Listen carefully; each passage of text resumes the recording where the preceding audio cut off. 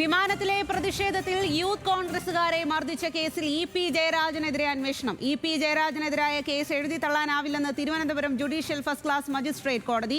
Case ഒഴിവാക്കി police നൽകിയ report തള്ളി. വീണ്ടും അന്വേഷിച്ച് റിപ്പോർട്ട് നൽകാൻ ഉത്തരവ്. വിവരങ്ങളുമായി വി.എസ്. അനു ആണ് ചേരുന്നത്. അനു, എന്താണ് ഇപ്പോൾ ഇ.പി. ജയരാജനെതിരെ അന്വേഷണത്തിനാണ് പോലീസ് നീങ്ങുന്നത്? എന്താണ് പോലീസിന്റെ നടപടികൾ?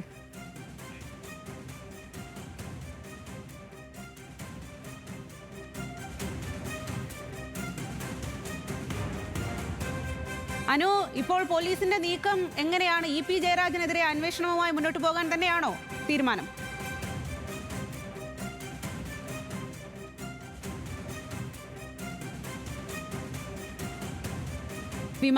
ഇൻഡിഗോ വിമാനത്തിലെ പ്രതിഷേധത്തിൽ യൂത്ത് കോൺഗ്രസുകാരെ മർദ്ദിച്ച കേസിലാണ് ഇ.പി. ജയരാജനെതിരെ ഇപ്പോൾ അന്വേഷണത്തിനുള്ള നീക്കം. ഇ.പി. ജയരാജനെതിരായ കേസ് എഴുതി തള്ളാനാവില്ല എന്ന് Thiruvananthapuram judicial first class magistrate കോടതി പറയുന്നു. കേസ് ഒഴിവാക്കി പോലീസ് നൽകിയ റിപ്പോർട്ട് തള്ളി. വീണ്ടും അന്വേഷിച്ച് റിപ്പോർട്ട് നൽകാനാണ് ഉത്തരവ്. കഴിഞ്ഞ സർക്കാരിന്റെ കാലത്താണ് ഈ ഒരു സംഭവം ഉണ്ടാകുന്നത്. അതിന് പിന്നാലെ അന്വേഷണം നടത്തിയെങ്കിലും ഇ.പി. ജയരാജന്റെ എതിരായിട്ടുള്ള കേസ് തള്ളുകയായിരുന്നു. അതിലാണിപ്പോൾ ഒരു പുനരന്വേഷണത്തിലേക്കൊക്കെ കാര്യം കടക്കുന്നത്.